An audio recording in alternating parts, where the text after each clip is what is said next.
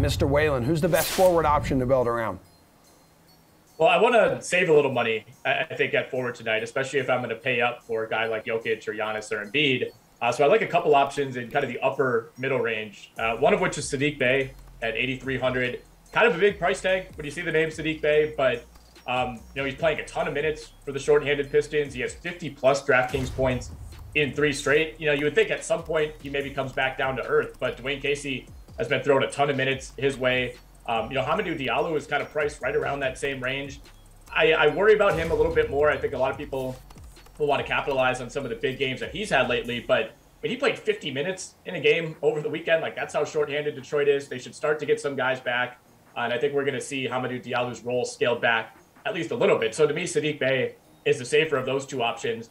I also like Kyle Kuzma, and I can't believe I'm saying this. He's been one of my least favorite players over the last few years, but again, it comes down to the minutes. 34, 34, 40, and 41 minutes in his last 4 games. He has 5 double-doubles in his last 6.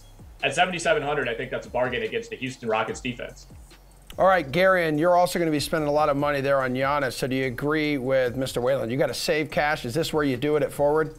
Yeah, I think so. And I actually had a lot of the names he just mentioned written down. So I'll pivot to Norman Powell, who, for a lot of the same reasons, is viable tonight. He's $7,000. We don't really know what the status of the Heat's defense is going to be in this game. You're going to see a lot of Max Struss on Norman Powell. So I don't know. I just think when you look at his just volume, the past 10 games, he actually leads all Western Conference players in minutes logged in that 10-game span. He's averaging almost 38 minutes a night, and that's probably not going to go down with Damian Lillard already ruled out. There's no CJ McCollum. I mean, you look at their last game against Atlanta, the night that Anthony Simons goes off for 43 points, he's the guy who had the 30% usage rate. Powell was kind of sitting around 20%. I could easily see that flip on any given night, depending on who has the hot hand.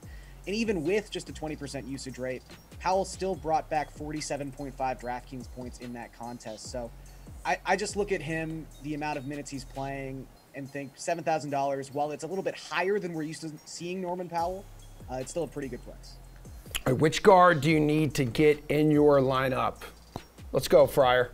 We're going right to guard. You know my forward first. Go ahead. You want to give me your forward? Go ahead. Sorry. I'd like to, if that's quite all right. These guys got to give their forward. They're both talking about Saddiq Bey, and that's the guy I want. I'm getting ripped off here. And then Norman Powell is the other guy too, Garion. Thanks for that. But Saddiq Bey would be my #1 option tonight. Even if I'm going with Draymond too at 8.3K, I would think that's going to scare people away. But then both these guys come out saying that they like this play a lot, and understandably so. The Hornets are not efficient defensively at all, and they lead the NBA in pace coming into tonight's game. This has one of the highest totals on the slate tonight, if not the highest. And he's in one right now. Saddiq Bey's on fire, and even with Cade Cunningham coming back last game, it hasn't impacted him. I think more, as long as Jeremy Grant's out, Saddiq Bey is a guy you have to consider each night. Hamidou Diallo, absolutely not. I have no interest in that guy whatsoever. I know Nick was talking about him before, but yeah, Saddiq Bey is definitely my favorite forward tonight.